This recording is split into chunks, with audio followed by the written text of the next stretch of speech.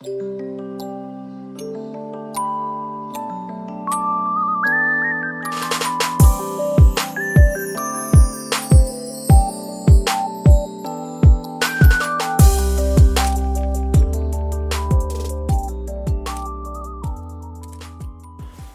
morning and good evening. Welcome back to For the Lonely Nights.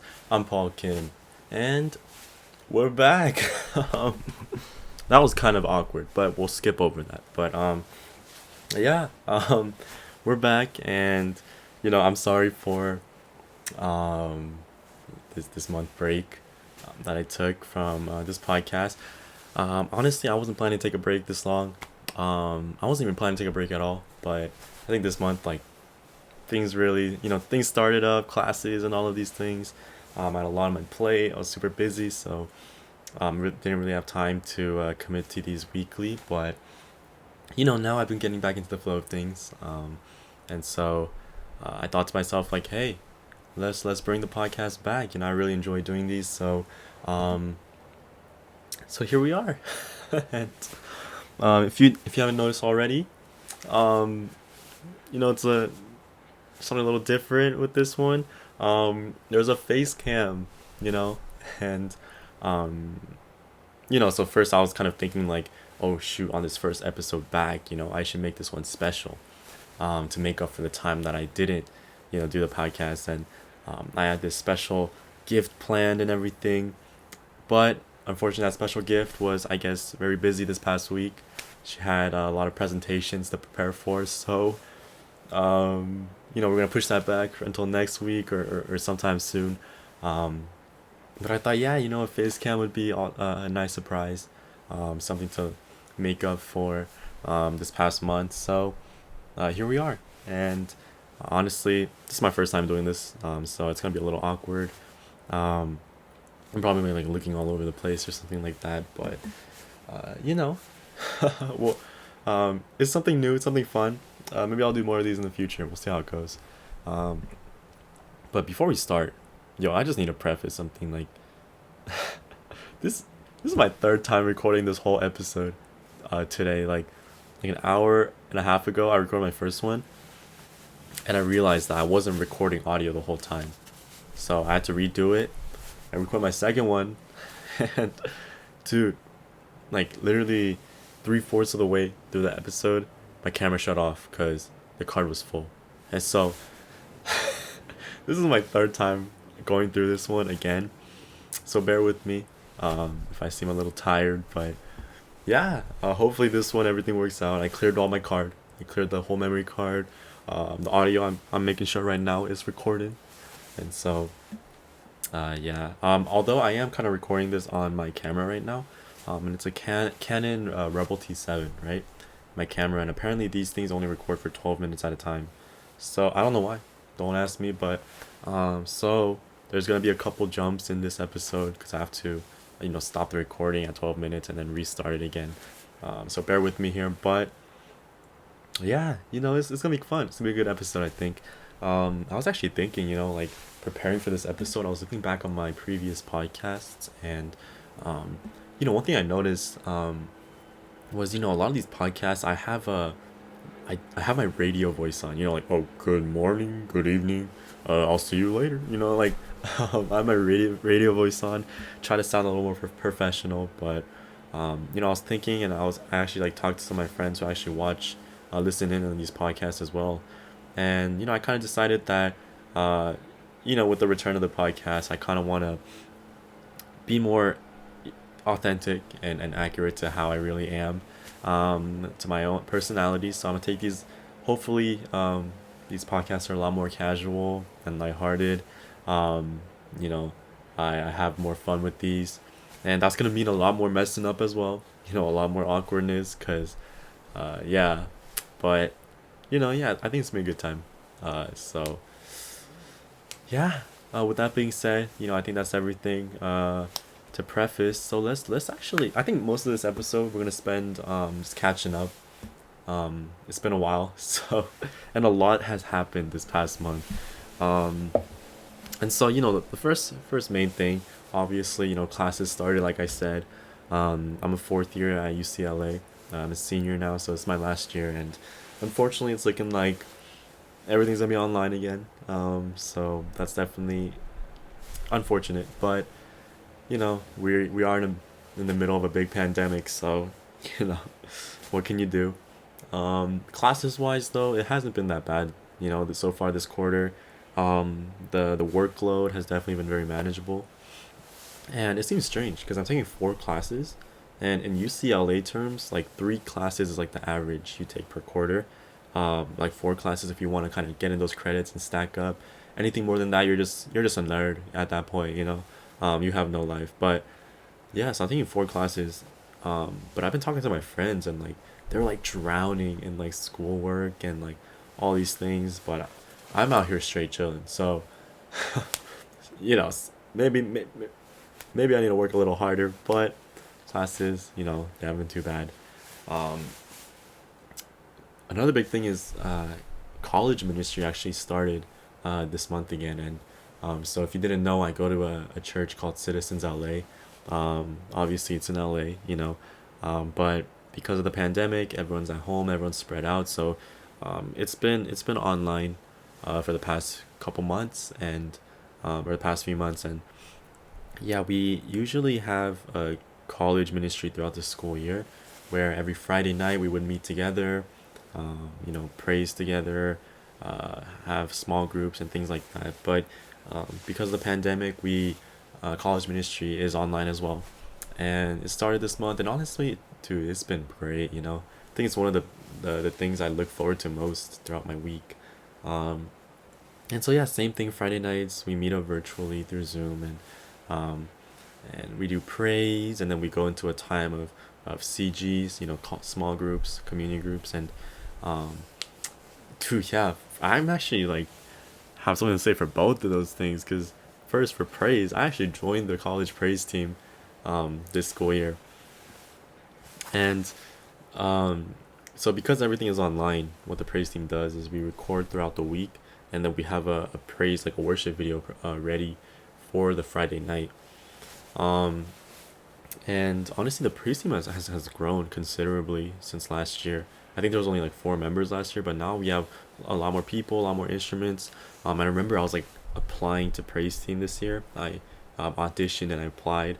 And on my application, I applied to help out with video editing, for the recordings.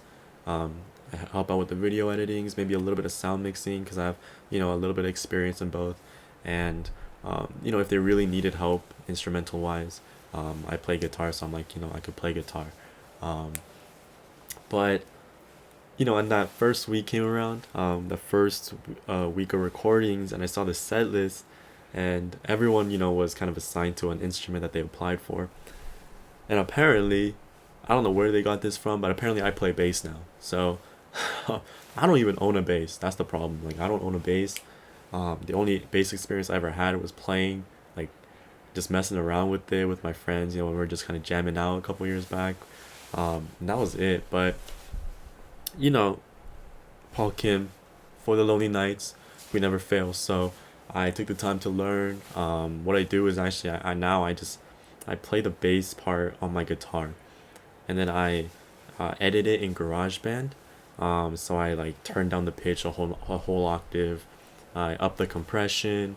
I up the lower end. Um, and pretty much like I learned all this through YouTube videos and like to make it sound like an actual bass. And it's been fun, honestly. It's been a good time, and I actually enjoy playing bass now. Um, but yeah, I mean, like through that, like I learned so much about GarageBand as well, because I took the time to learn it. I've been messing around with GarageBand as well, so hopefully we have another For the Lonely Nights music video coming up. Um, but yeah, that's been fun. It's been a huge blessing to be part of this praise team. Regarding CGs, I'm actually this year I'm a CG leader as well, and so that means that I have my own little small group. There's seven other members beside myself, and yeah, pretty much we meet every week. We go through this curriculum, and pretty much we grow together. And yo, I gotta say, yo, my CG is stacked. I think and I'm saying this with the most unbiased, you know, opinion. I think my CG is the best CG out of everyone. So I'm just saying. But yeah, I really love my CG. Remember, and it's only been a few weeks, but like we've been getting pretty close. We've been having a good time, and we're together for the rest of the year. We're stuck together whether we like it or not. So, um, I think we're definitely gonna have get a lot more closer, make a lot more memories. So I'm excited. Definitely is hard though being a CG leader. It's not an easy job. You really gotta humble yourself, and so that I'm still learning how to do. But yeah, it's been good. God's been good. Um, all right, that was the first camera reset I had to do. But yeah, like I said, other than that, um, those are the big things that have been going on in my life. What else happened in my life? What went on? Oh, regarding exercise, you know how I said a couple podcasts back, like I ordered these like dumbbells and I've been exercising almost every day. It's not every day now. It's more like every other day. But you know, I think what I noticed was instead of like muscle training, like muscle building exercises, I need to focus more on cardio because I gained so much weight this past few months during quarantine.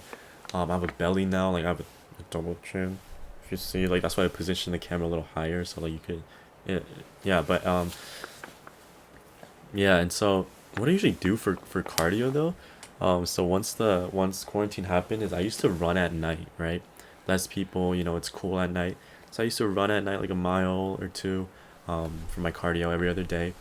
But this month I actually started watching this show on Netflix called The Haunting of Bly Manor.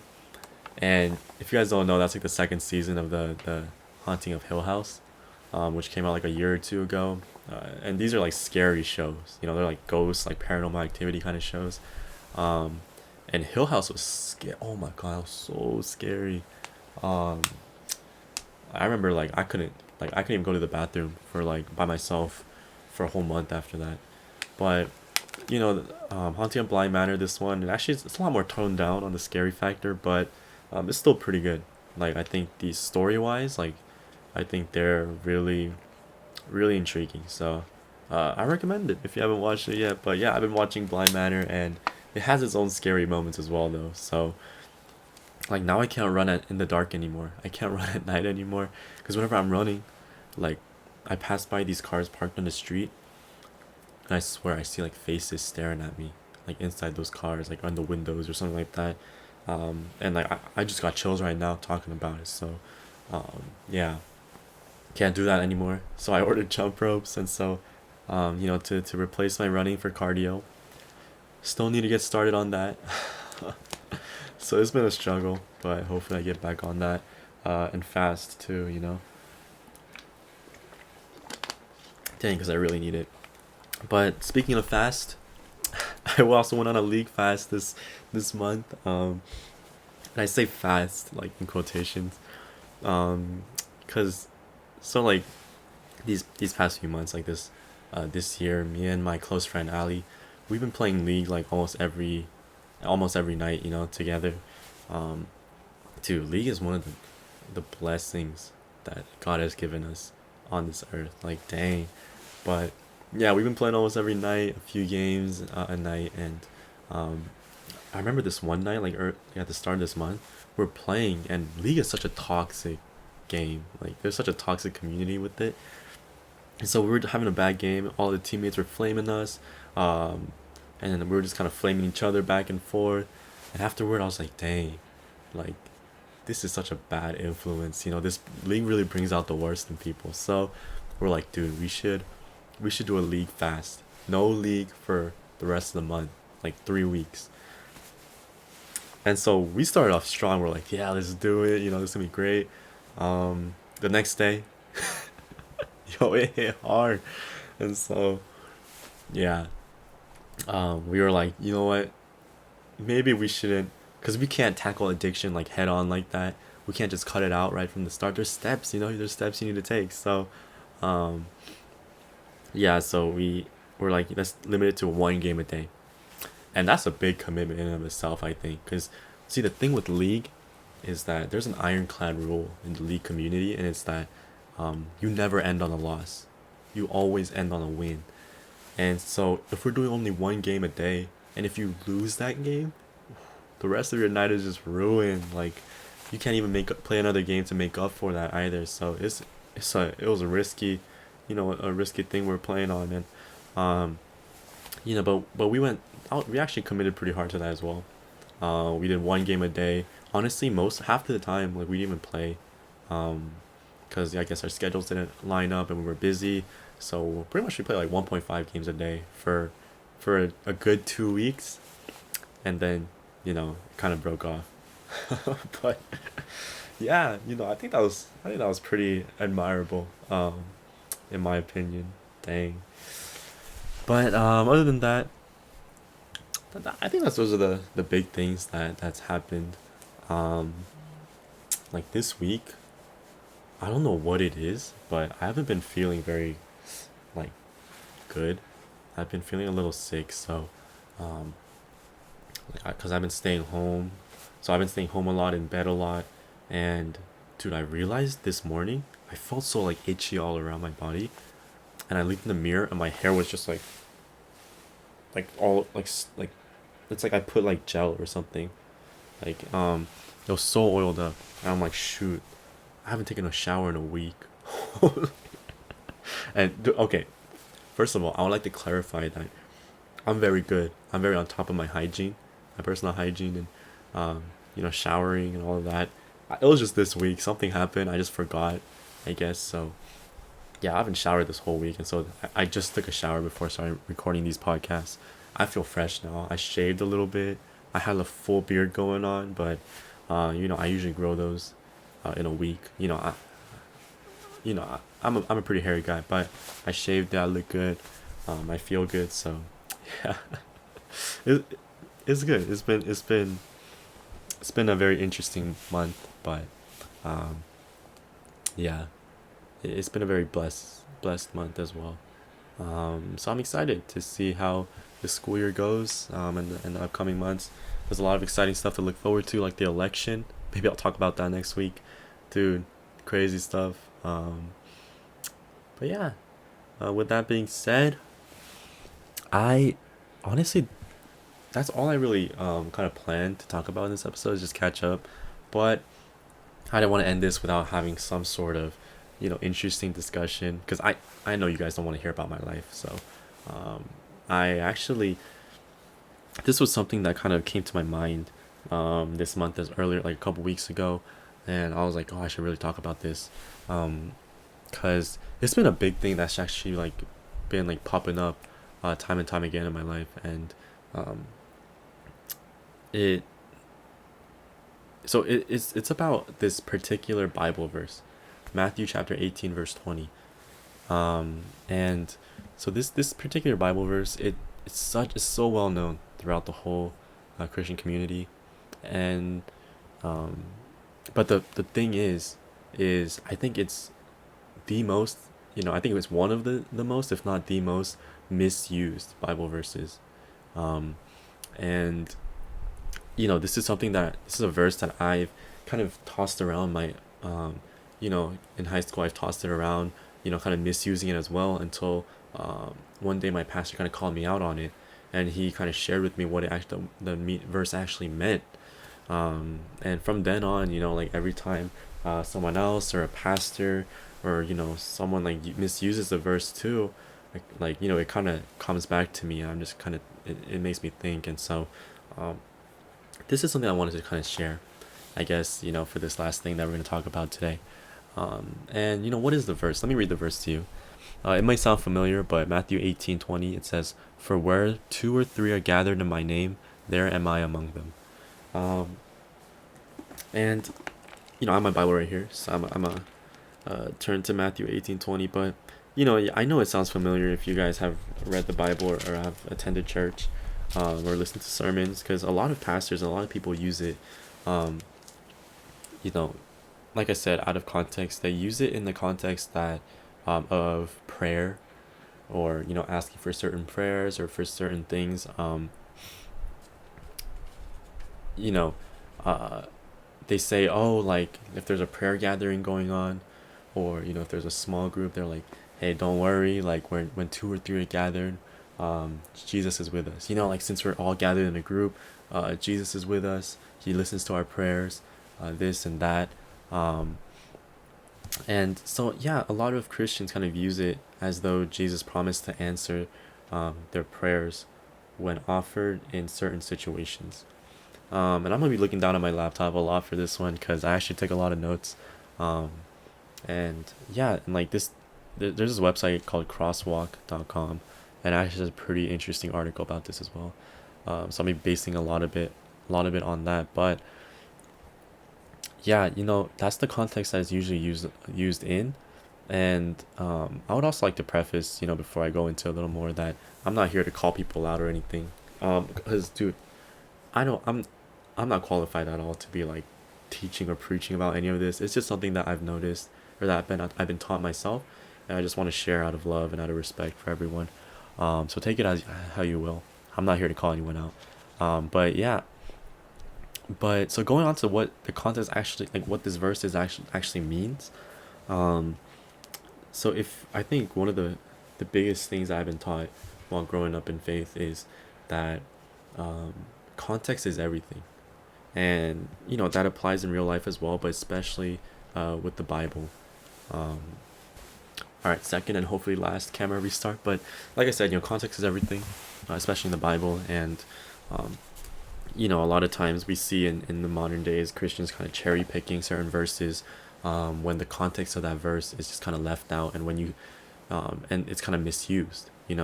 Um, and so looking at the context of Matthew 18:20, the whole passage, the title of the passage is actually titled "Dealing with Sin in the Church," in the NIV version.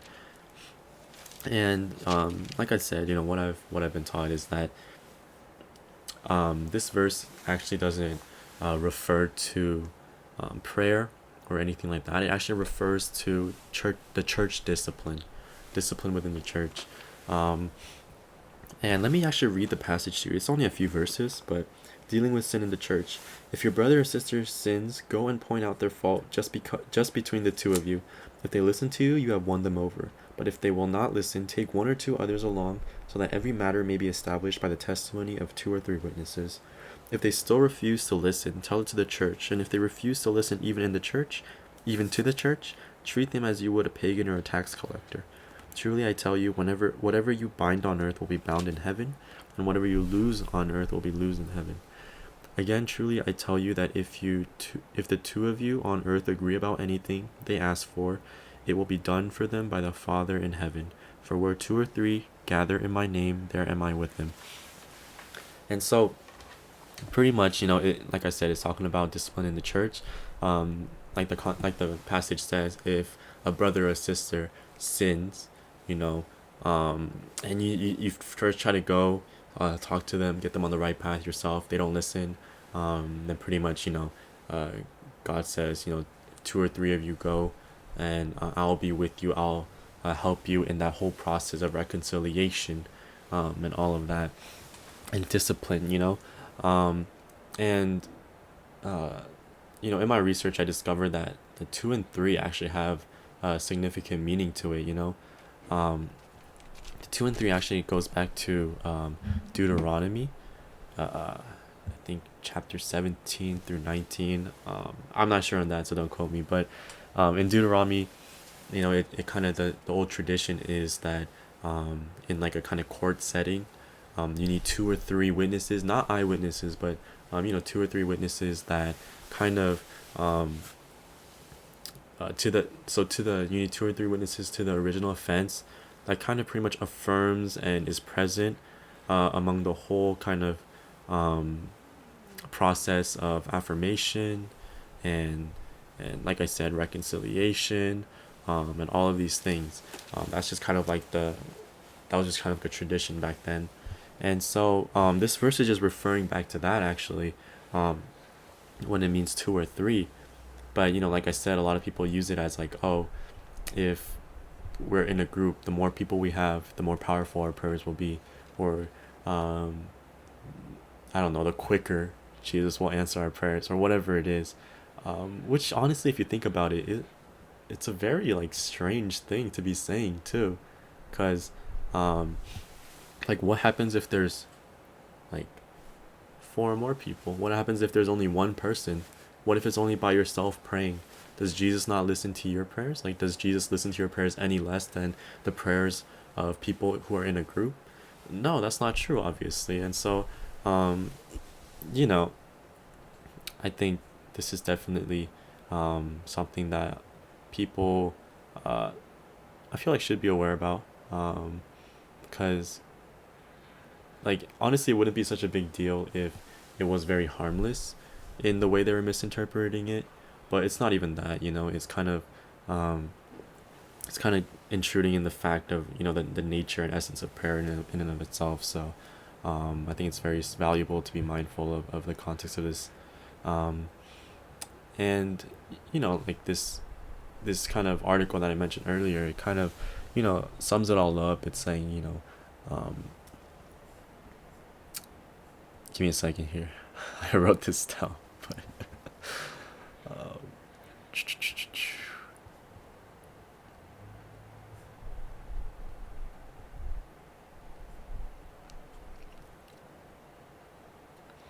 yeah. So it says, Jesus is saying that whenever the church is pursuing and is involved in a reconciliation process with someone who has refused to repent, they can rest assured that God's blessing is with them in their efforts. In other words, as the church renders the judicial decisions on matters of right and wrong that are based on the truth of God's word, they should be confident that they are doing the right thing and that Christ himself is right there with them, spiritually present in their midst. Like it says, two or three I am among, um, there am I with them. So, yeah, I think that's something very quick that I've wanted to talk about. Um, like I said, I'm not here to call anybody out. I'm honestly saying this out of love and humility, and I have been using this verse very, out of context as well, most of my life. So this is something I wanted to share. Something I learned. Um, so yeah, I honestly encourage you guys to look into it yourself. There's a lot of stuff I left out that might also be very valuable. All I said was, it's been misused in the wrong context, but going into the history of the verse and the traditions, like I mentioned, and all of these things, and what the actual essence of the verse, the meaning of the verse is, I think it was very interesting for me. Obviously, I don't have time to share it all, so definitely look into it yourself. Um, and I think that goes for any Bible verse. I think context definitely is key. And so, yeah, that's something I've been definitely learning to do myself. Um, and I think going through the Old Testament right now, as I am, that really is so valuable and so fundamental in actually helping to learn the context and understand the context of a lot of these verses and passages in the Bible. So yeah, it's been it's been good. But other than that, that's all. That's all I have for this one. Like always, we leave off with a verse or a passage, and actually, the verse I chose this week actually comes from Matthew as well. It comes from Matthew chapter 22. It's the verse I wanted to focus on was chapter 37, but let me just read the passage right there. It's the greatest commandment. Hearing that Jesus has silenced the Sadducees, the Pharisees got together. One of them, an expert in the law, tested him with the question, "Teacher, what is the greatest commandment in the law?" Jesus replied, "Love the Lord your God with all your heart and with all your soul and with all your mind. This is the first and greatest commandment. And the second is like it, love your neighbor as yourself. All the law and the prophets hang on to these two commandments." And honestly, why I chose this, it's some a passage that it's been, I'm sure you guys heard a lot. And I'm actually reading this book. It's part of the praise team. We're actually reading this book together. It's called How to Worship a King. Not sponsored, by the way. But, and while reading this, one of the big things that's in this book that kind of stood out to me is, let me read it for you. It says, "He came to win more than the mental assent of his people. He came to win their hearts. The human heart is possibly the greatest treasure in heaven's economy. In heaven's economy." Let me read that again, because it has it has a hit to it, but I think I just messed up. Okay. "He came to win more than the mental assent of his people. He came to win their hearts. The human heart is possibly the greatest treasure in in heaven's economy. It was bought with the precious price. I don't know if it hits hard for you as it hit hard for me, but I think that's something often that I don't look at it that way, honestly, and something I often forget. And the heart is such a big thing in this relationship with God, and just even what we believe as a whole in the gospel. So yeah, hopefully that resonates you with somehow. But that's it. Thank you guys for joining me on this episode back into these podcasts. Hope you guys enjoyed the face cam. Let me know if I should do these more. If you honestly, you could be honest with me. If you don't want to see my face talking and all of this, dude, I'm fine with not doing face cams anymore too. But thank you for watching as always. Have a great week. Until I see you guys next week. And yeah, as always, all glory to God.